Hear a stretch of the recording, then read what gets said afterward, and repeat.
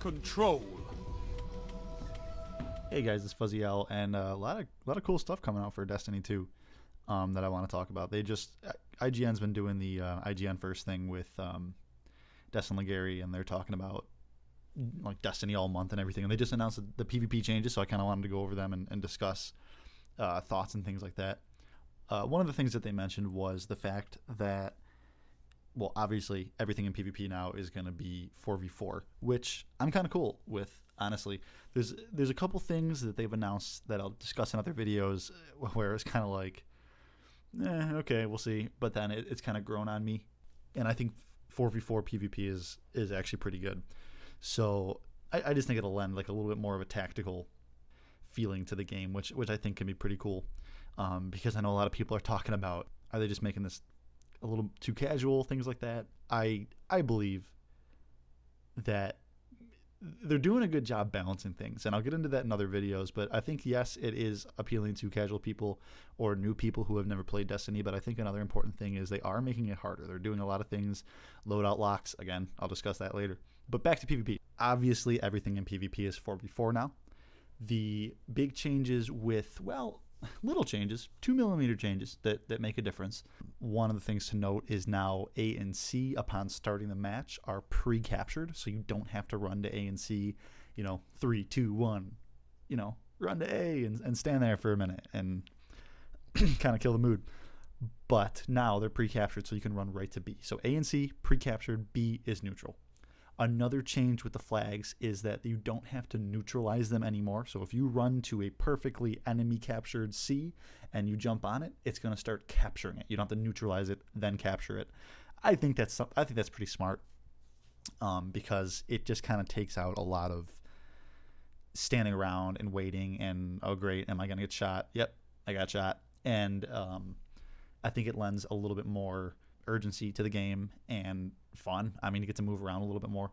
Another thing specifically about the points, the capture points, that is that in Destiny 1, and a lot of you know this, unless you're new to Destiny, in Destiny 1, when you stand on a point, you're capturing it at a certain speed. And then the more teammates that jump on that point, the faster the point captures. In Destiny 2, it's no longer like that. So there's going to be one, like, what it is what it is. You stand on the point, no matter how many people are on there. If all 4 of you are on there, it's still going to capture at the same speed, which I think is awesome because it really allows your team to kind of tactically take points. I mean, like, you could be like, okay, I'll go stand the point, we'll cover you, and then I could provide some sort of like cover fire or suppression fire while my team's kind of got the choke points. And if you're the Titan, you can put up that little wall and block me real quick and things like that. It allows you to be a little bit more tactical, which I think is super important. Another thing that we should note, kind of a small thing about the points, but when you're standing on a point, the flag kind of disappears. It becomes transparent. So you can no longer have a flag waving in your face while you're standing on a point and you're trying to capture it if you do need to actually start firing while you're on the point. Another thing to note is the actual time of the matches. So a Crucible match in Destiny 1 could go up to 12 minutes. No longer the case in Destiny 2. The matches are going to be about 8 minutes.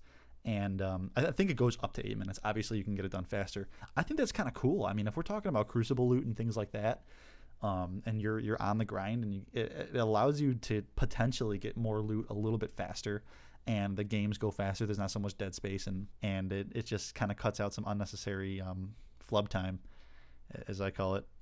Power ammo. So that's the next thing that they mentioned. The power ammo spawns are no longer going to be like shacks. Hey, heavy ammo incoming, whatever he says, I don't know, like in the middle of the map, and everybody kind of clumps together and rushes to that. This time it's going to spawn closer to the A and the C base, so you're going to, like, whatever base you spawned at, that's where that power ammo is going to spawn. So it gives you a couple options. Do you want to stay at B base and fight for that, or if you're a little behind, maybe retreat, pull back a little bit, get some power ammo, and then go scrub a couple Guardians and see how that turns out?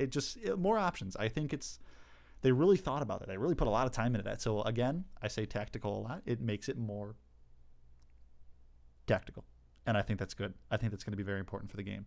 So yeah, power ammo spawns are no longer in the middle of the map. They're either going to be closer to A or closer to C, and do what you want to do with it. The point system. So the point system is a little bit different in Destiny 2.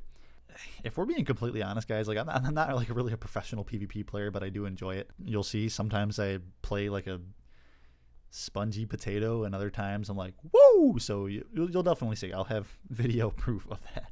In Destiny 1, I'm not entirely sure how the point system works. Obviously, if you have more bases, you rack points up faster, but in Destiny 2, it's very clear.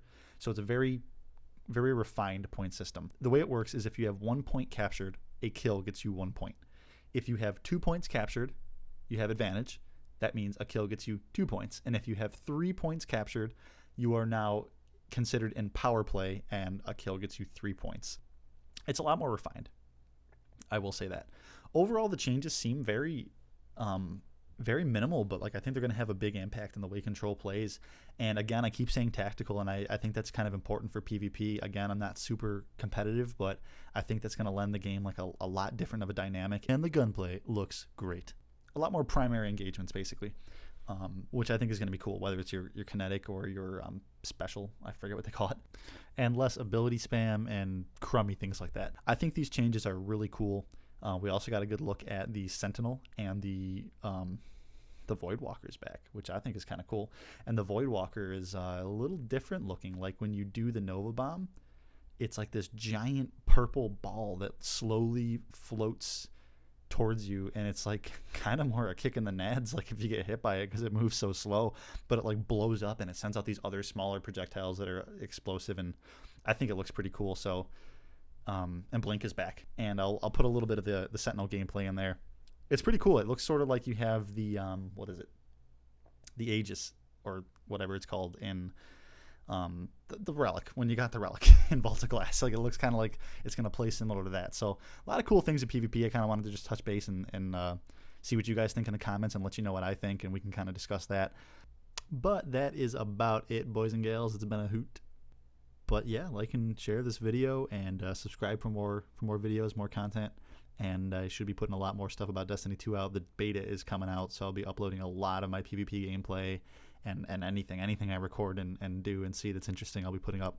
And I will see you guys in the next one. Pedestal right there, that's where the control flag is going to be. So you're going to see a lot of people, vying for map control.